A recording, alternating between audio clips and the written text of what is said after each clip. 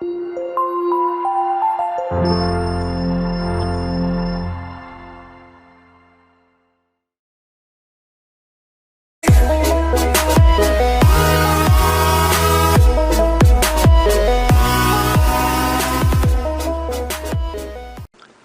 making this video to supply information about the Campark T200 camera. The device is marketed primarily as a trail camera. My usage will be slightly different. I have a piece of remote property with some storage and piece of equipment, and I want to keep track of anybody who happens to trespass. I want to keep a video record of it, so I've set the camera up to store 8-second video clips. What appealed to me about this camera is, first of all, I also have a Campark T200 camera that I used successfully this past hunting season with very good results, so I was comfortable with the brand. Second of all, it has a couple of benefits. First, it uses a regular SD card for storage instead of a micro. Makes it a little easier to deal with. But second of all, this camera doesn't require you to remove that SD card to view the images. You can connect to it using Wi-Fi, and I'll show you that a little bit later. The other big benefit is that it has this device on it. This is a solar cell with built-in rechargeable batteries. It just connects on the top of the camera here.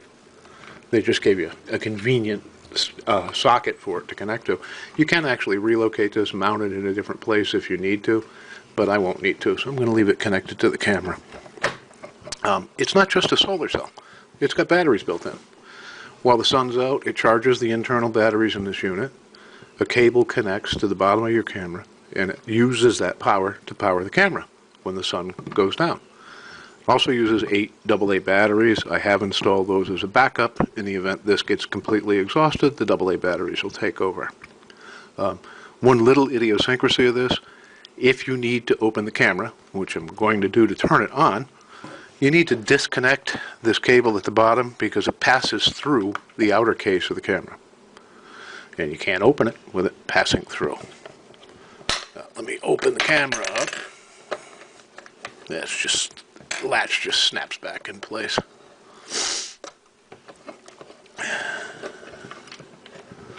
And I will turn the camera on. Now it's on.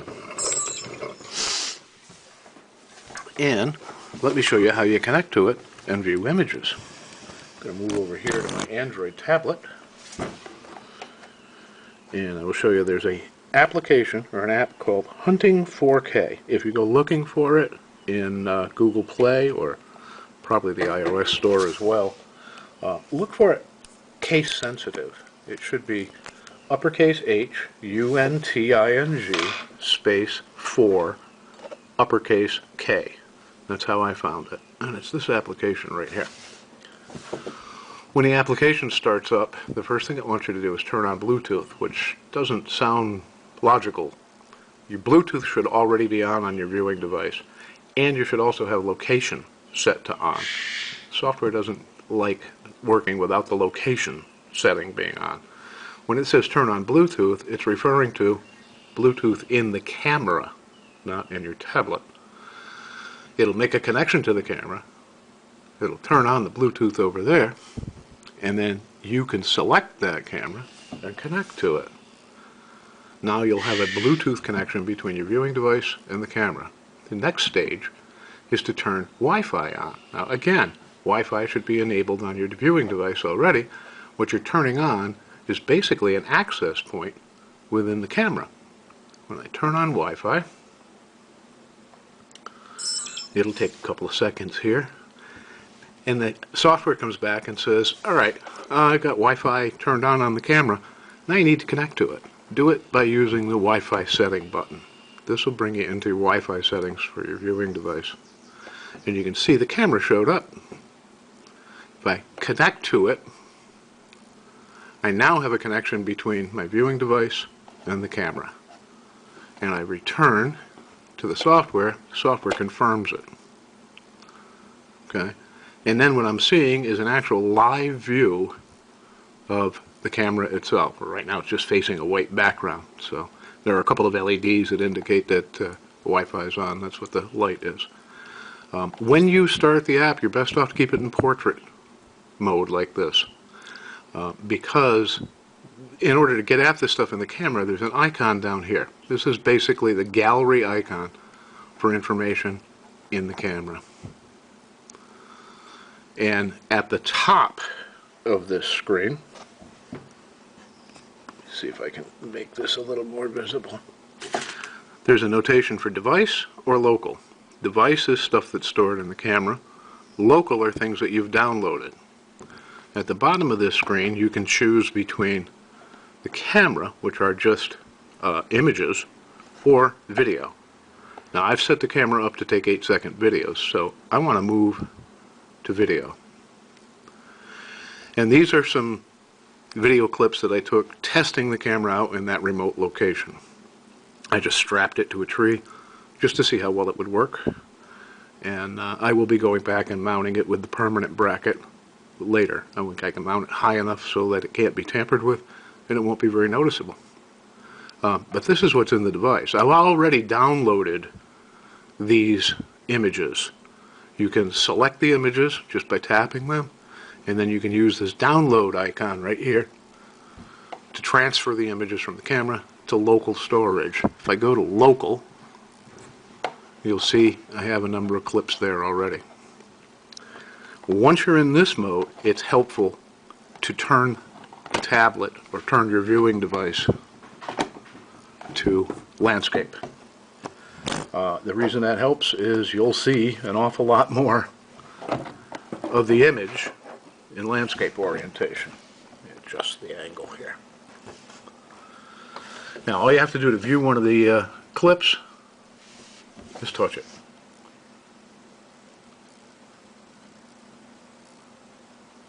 And that's an 8-second clip. I check the second one out.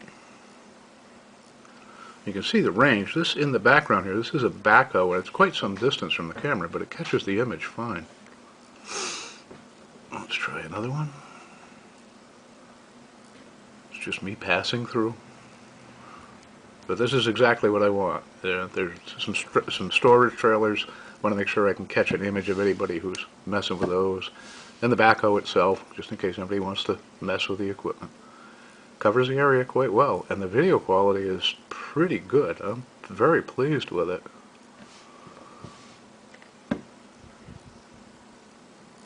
And as I say, it picks up motion at a pretty fair distance.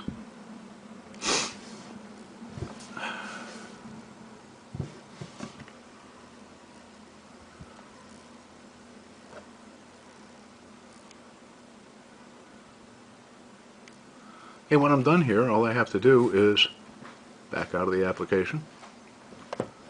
That'll bring me back to live view. Back out of that will bring me back to the screen where we had set our Wi-Fi connection. I'll back out of that. It'll prompt me, say it's going to disconnect the camera. That's fine. You can disconnect the camera. And I'm done. The Wi-Fi unit in the camera will reset itself after about 2 minutes.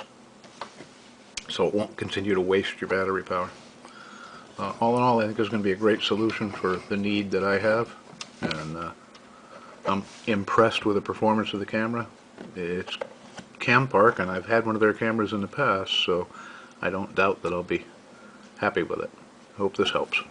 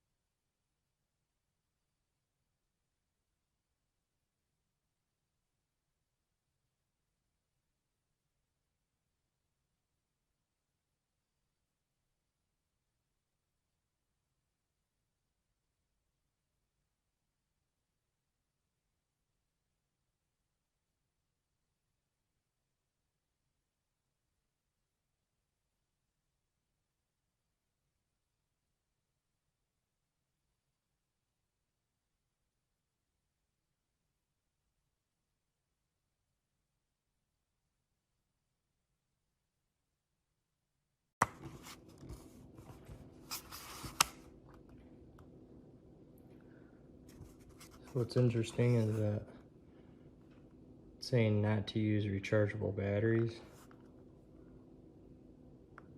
are not recommended because their rechargeable batteries have lower voltage output and poor performance under low temperature. So they're actually saying for that part you're going to want regular AA, 8 of them.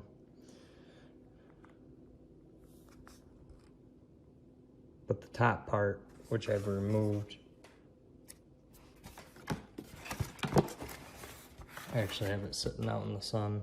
This part, I think, has its own lithium rechargeable battery because when it was shipped, you can see here it has that, but it didn't come with any batteries. So I think it has a built-in battery that charges, obviously. So you have your regular AA's, and then this is like one in compact unit with the solar cells.